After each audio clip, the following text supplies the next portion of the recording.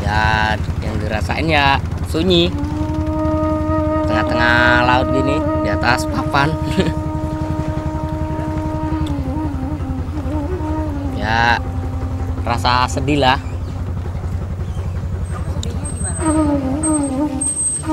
Tidak pernah terbayangkan sebelumnya, Rahmat yang baru saja lulus dari sekolah dasarnya saat itu harus bekerja.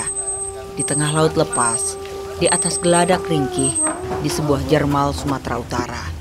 Demi nafkah dari seonggok teri nasi. Di tempat inilah Rahmat mengawali hari-harinya. Kerja keras tanpa mengenal waktu. Kalau malam hari kerja, siang hari kerja. Mau istirahat pun payah, susah. Nggak ada waktunya. Masih enak-enak tidur, udah bangun lagi. Giling belakang. Pengalaman terburuk pernah dialami Rahmat saat pertama kali bekerja di Jermal. Datang ombak besar, menghantam ini lantai muka, terus tumbang dia. Jermal kami tumbang jam 11 malam. Kami duduk dekat tiang-tiang gini, terus sampai datang buka tapung baru selamat kami. Itulah sepenggal kisah Rahmat yang kini tidak lagi bekerja sebagai buruh anak di Jermal. Tono yang baru berusia 16 tahun mempunyai cerita lain. Ia baru 3 bulan bekerja di Jermal ini. Tono juga bernasib sama dengan Rahmat, putus sekolah. Selepas SMP, ia bekerja sebagai juru masak dan hingga kini ia masih bekerja di Jermal.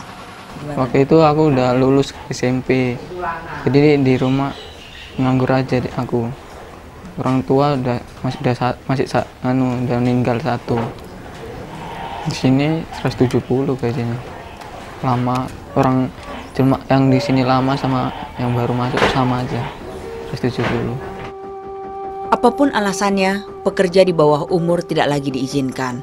Apalagi Indonesia pada tahun 1999 dan 2000 telah meratifikasi konvensi ILO tentang usia minimum bekerja dan bentuk-bentuk terburuk pekerja untuk anak.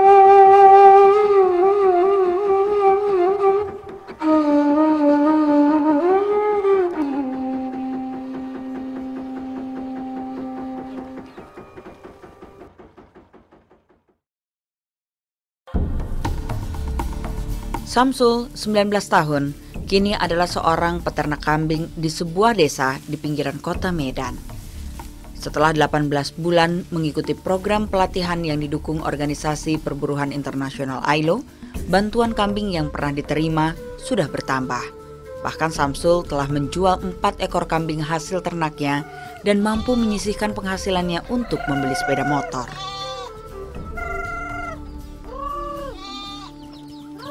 Dulu saat ia berusia 16 tahun, Samsul adalah buruh anak yang juga bekerja di Jermal. Bekerja beberapa bulan di tengah laut sebelum dapat berkumpul lagi dengan keluarga. Hanya saya ingin pulang aja gitu. Begitu tidak betah melihat lebar luas itu lautan itu kan. Makin takutnya gitu, mau tahu badai datang gitu kan. Ya. Pengalaman yang serupa juga dialami Bambang saat ia bekerja di Jermal. Waktu turun saya narik pukatnya, jatuh, tapi saya sempat juga pegangan tali pukatnya, dan terus saya naik, terus saya disuruh turun lagi nggak mau, terus saya ditampari, dipukuli. Kini ia sudah belajar bercocok tanam, salah satu program pelatihan yang juga didanai ILO untuk memberikan kesempatan bagi anak-anak yang sempat menjadi buruh mendapatkan keahlian.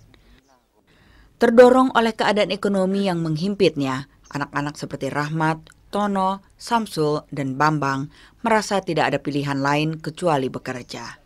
Some of the statistics suggest that there are about 4 million children between the age of 30. Sejumlah data statistik menunjukkan ada sekitar 4 juta anak-anak berusia antara 13 hingga 15 tahun yang putus sekolah.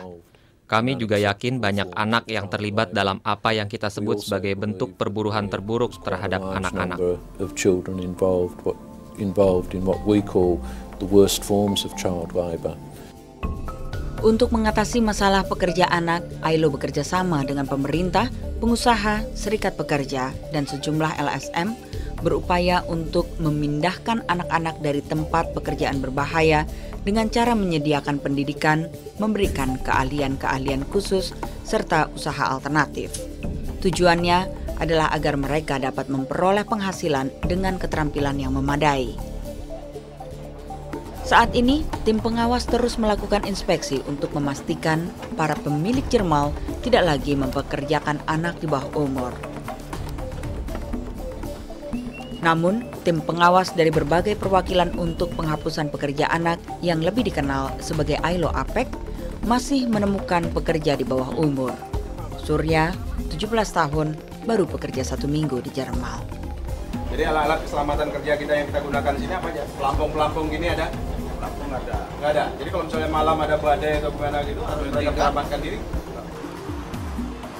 Sama seperti Surya, Jafar juga berusia 17 tahun saat ia ditarik dari Jermal oleh tim pengawas. Jafar mendapat kesempatan untuk belajar perbengkelan di balai pelatihan tempat bekas para buruh anak tidak dapat lagi kembali sekolah. Kalau udah aku nanti ada modal, aku mau buka sendiri gitu.